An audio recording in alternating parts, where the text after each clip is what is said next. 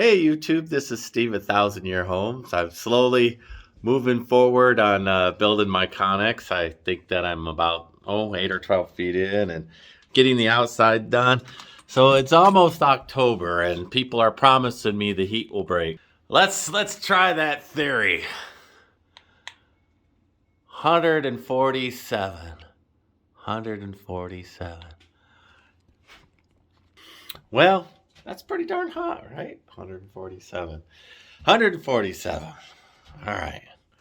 Well, hot. Okay, but this is the plan. I think I'll let the heat of the day end up, and I'm getting a little crowded, right? I'm getting my crowded. What I'm working on is this door. I need to cut the top post for it, which I will, and that will be the support structure for when I pour concrete. I've got these uprights in, but I need to drill holes and mount them so they're physically in there. That door will fit right in there, plus a little room.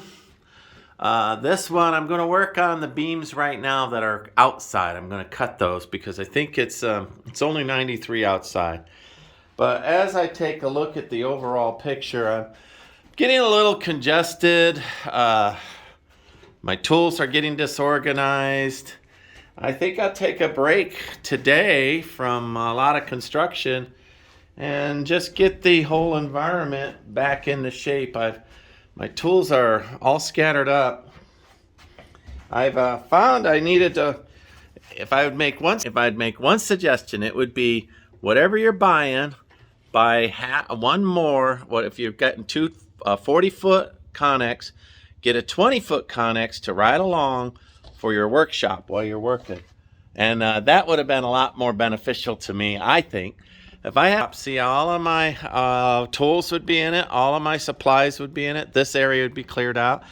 So, and I've debated actually having a 20-foot dropped off here. And I still might, I don't know. I still got the other trailer to build, Conex, which will be my water and power room, as well as my kitchen. A galley kitchen will be in it, and then I'll have a bonus storage slash maybe bedroom or bonus room at least, and we'll see on that. Today the metal you saw, it was 147. When it gets that too hot, it's too hot for me to touch. It's really too hot for me. I mean, I feel it right here. I'm 3 feet away, you know. I feel it radiating off. So no break, no chill from Texas. But today I've decided I want 6x6s, so I already cut the header there. That'll be on the outside, and then I have a 6-foot 6x6 here and a stack of 6x6s over there. So I'll round up what I need, and I'll take some measurements, and I'll start getting that ready, because I'll carve the top of that one off, that lintel, to drop into the jambs. And also when I do glue it up, some of it will rest here, but my glue will run that way, and so if water comes in anywhere, it'll follow the glue lines and hopefully run back out. And I don't know what I'll do with this spot. I've debated trying to spray foam it, but up at the top will be the same top as I've done other places, which has a metal flashing as well as a roof rain diverter that you can hardly see, and it diverts the rain away from the hole. So anyway, that's a pretty ambitious day for me. There is no fall in Texas. There's a comedian or somebody on YouTube that they went, "That's your fall in Texas," and everything else is a false fall. So I just got done feeding Hank, and see that? See, he's pretending he's that. I don't notice he's kicking around that thing. Goes, "That's not for you. That's not for you. I want it where I put it," which was back in there. Okay? I'm going to put it up, and then I want you to leave it alone. You've got your, I already fed you. All right, I'll set up the other camera and do some fast motion and see how much I get done on this thing. I've got I feel like I have cedar fever, and the dust and pollen and no rain for 90 days, effectively no rain, has worn me out. I think that my allergies are way up because I am feeling mighty thin today. But I'll try to get things done. Look at him go. He's trying to lick the lid all open. Just a hoot. He is a hoot. All right, I'm going to put that back and take it away from him, and he'll pout. He'll put his ears back and be all mad. Like, subscribe, follow along, watch the rest of the video. Let's see how much I get done today when I'm feeling mighty peaked.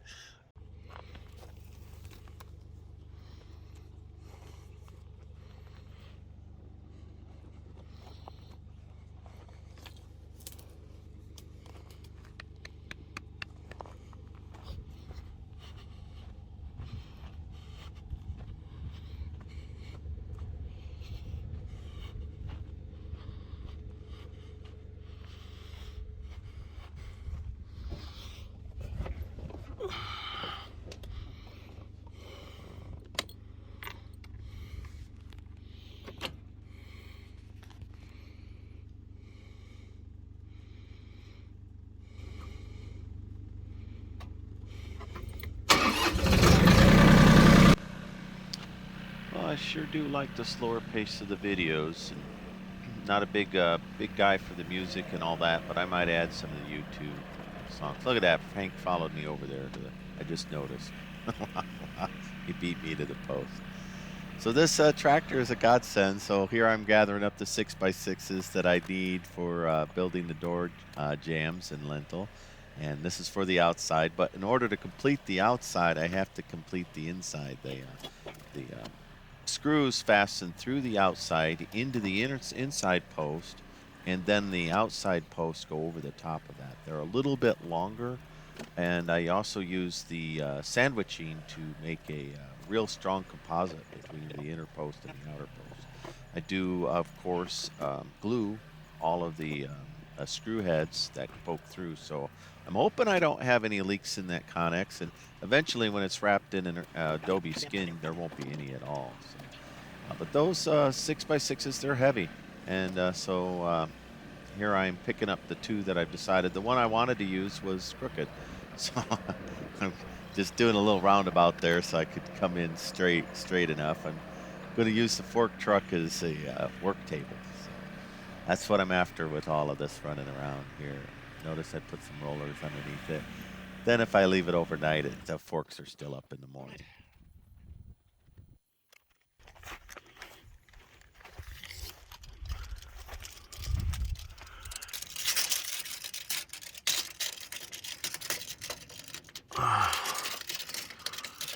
Well, fuck it.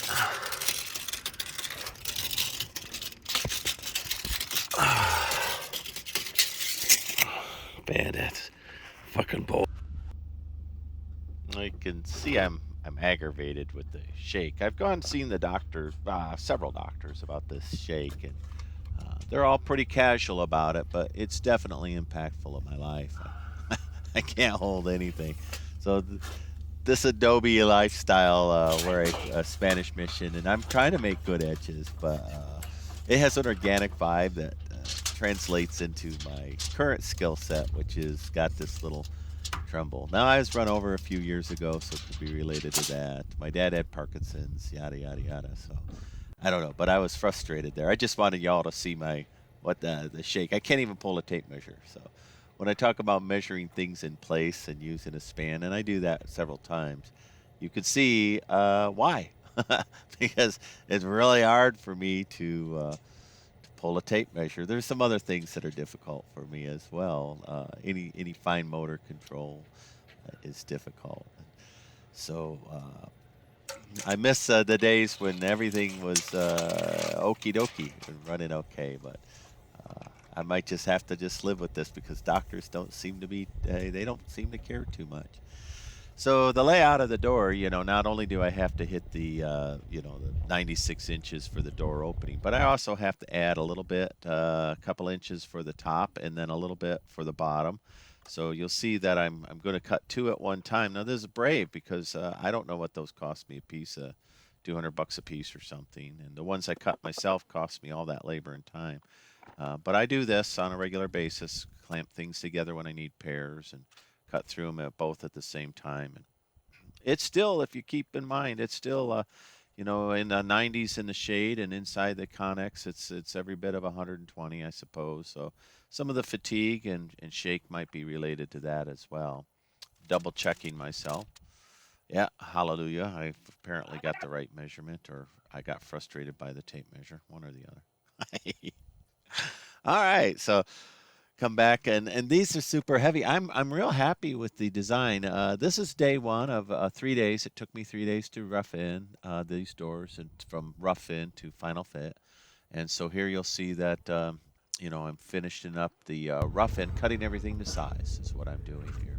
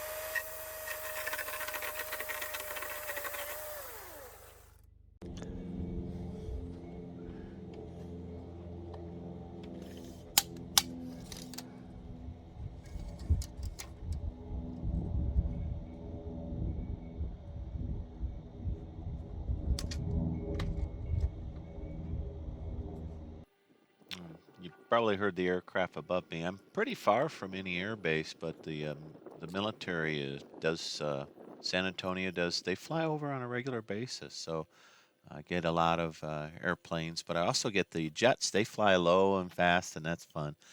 So I'm using the cutoffs to actually get the right size for the notches that I'm going to have to do.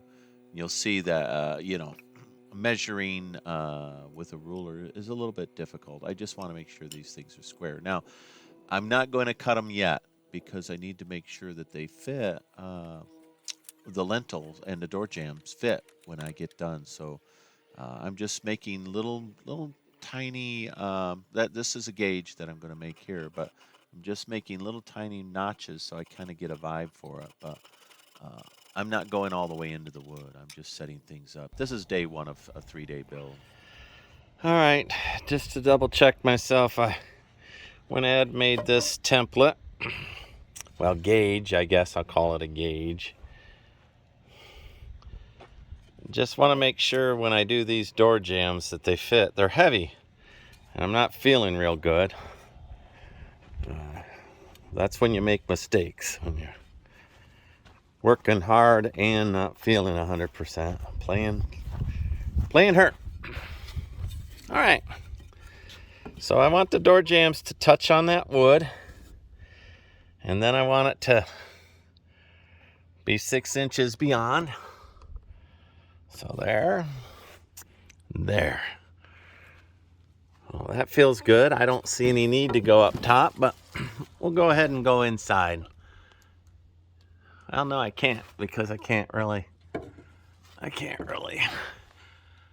reach that. I'm going to have fate. I feel good about this little template being straight all the way up. So what I'm going to do is I'm going to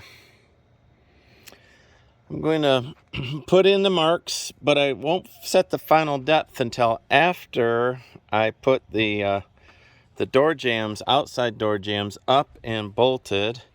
I'll use the stick here that I just cut. Let me get rid of that one. I'll use this stick that I just cut to validate that they're evenly spaced all the way down. And then I'll cut the final depth for this lintel, this top piece. And, whatever depth I need so it'll be square across the top and still touch that one smaller door jamb. And then glue up and flash everything. And I should have a watertight seal on that door within reason. I mean, if it's hurricane, they might blow in. But I think I'm going to be close to watertight.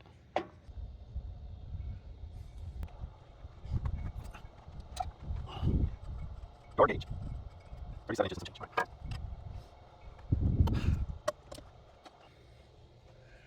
All right, the other thing is I want to make sure that I get the damaged edge against the house. And that won't. If I do it that way, it'll be the exposed edge. That'll show. That'll show. All the knots will show. When I look up, I would like to see less knots. So I think I want that to be the bottom. I'm going to rotate the log. All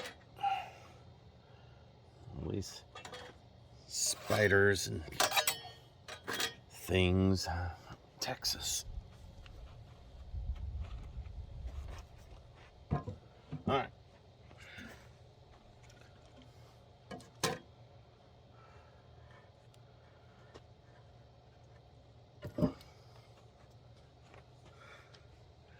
Yeah, this edge and this edge look like the nicer edges. So this edge will be the, I think I want this edge to be the under part and that one to be showing out. So one more rotate.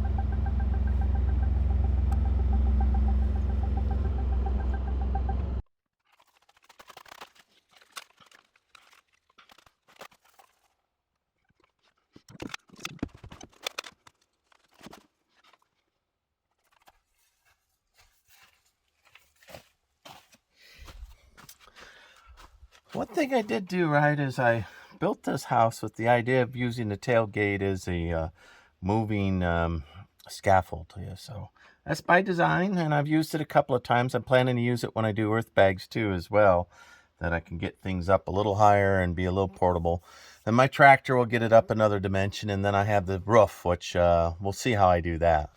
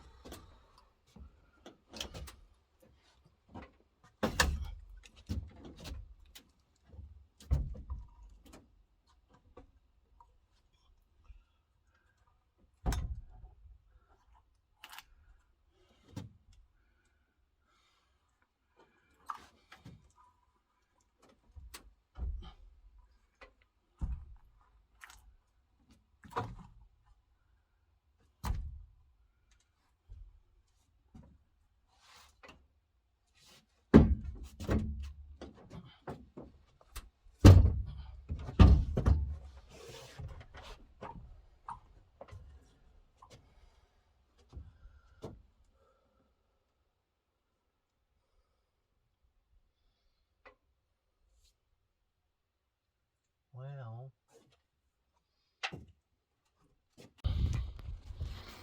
All right, first glance at the fit and finish.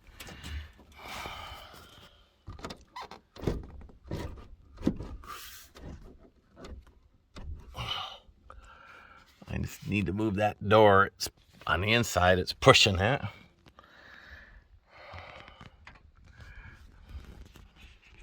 Either one have a very tight fit down there. I don't know if I can draw that in or not. It doesn't really. It's hung on something.